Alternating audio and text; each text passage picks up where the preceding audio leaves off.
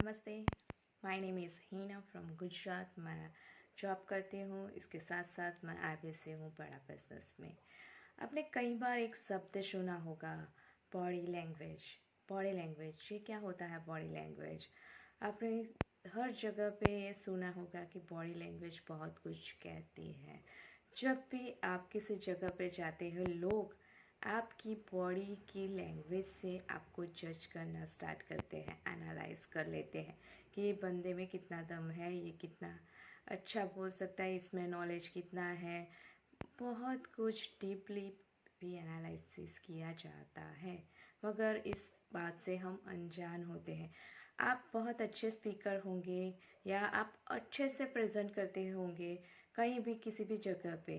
आप जब भी प्रेजेंट करते हैं, आपके सामने ऑडियंस होती है, आपके फैमिली मेम्बर्स होते हैं, आपके फ्रेंड्स होते हैं, तो जब आप बोलना स्टार्ट करते हैं तो आपके वर्ड्स अलग होते हैं और आपकी बॉडी कुछ अलग कह रही होती है। तो इसकी वजह से क्या है कि अच्छे रिजल्ट्स नहीं आते। जब आप प्रेजेंट करते हैं, आप अलर्ट नहीं होते कि आपके वर्ड्स क्या है और आपकी बॉडी क्या प्रेजेंट करती है। अगर मैं ऐसा बोल रही हूँ नमस्ते और मैं ऐसा कर रही हूँ नमस्ते, तो ये मैच नहीं हो रहा है। ये एक एग्जाम्पल है।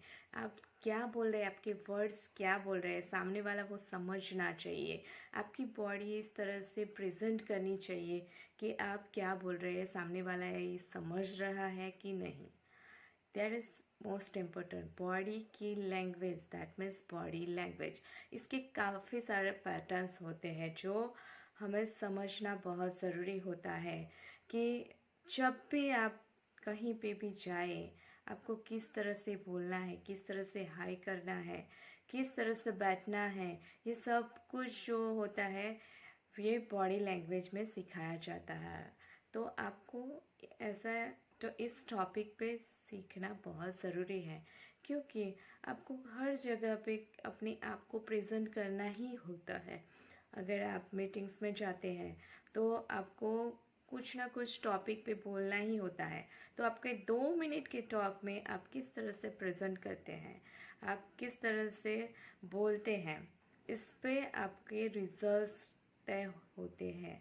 तो ये बहुत इम्पोर्टेंट है बॉडी लैंग्वेज। सो मुझे लगता है कि आपको इस टॉपिक पे ज़रूर से सीखना बहुत ज़रूरी है। और दूसरा क्या है कि जब आप लर्निंग पे फोकस करते हैं तो डेफिनेटली आपकी अर्निंग बढ़ ही जाती है। जब आप सीखने पे फोकस करेंगे तो आपकी क्या है कि कॉन्फिडेंस लेवल भी हाई होगा एंड आप खुद महसूस कर पाएंगे कि नहीं, मेरा प्रेजेंटेशन कैसा था, इसमें मुझे क्या इम्प्रूव करने की ज़रूरत है। क्योंकि सामने वाला हमें तब तक नहीं सुनेगा जब तक आप अपने आप को बेटर नहीं बनाएंगे। आप अगर जूम मीटिंग ले रहे हैं और आप इस तरह से प्रेजेंट करते हैं कि सामने वाला समझ ही नहीं पाता, कभी कभी आपकी बात को समझ नहीं पाता है कि ये क्या बोल रहा है और उसकी बॉडी लैंग्वेज क्या कह रही है। क्योंकि अभी तो जूम मीटिंग्स में ही सब कुछ होता है, तो आप दिखेंगे आधे ही। तो आप क्या, जो सामने वाला है वो आपको कहाँ दिखता है और सामने वाला आप पे इंटरेस्ट रख रहा है कि नहीं, ये सब ऑब्जर्व करने का तरीका बॉडी लैंग्वेज में सिखाया जाता है। तो आपको ज़रूर से सीखना चाहिए कि हम सामने वाले को कैसे जज करें। हम ऑब्जर्वेशन करके भी बहुत कुछ समझ सकते हैं कि सामने वाला हमें इंटरेस्टेड है या नहीं, हमें अच्छे से सुन रहा है तो इसका रिजल्ट क्या आएगा।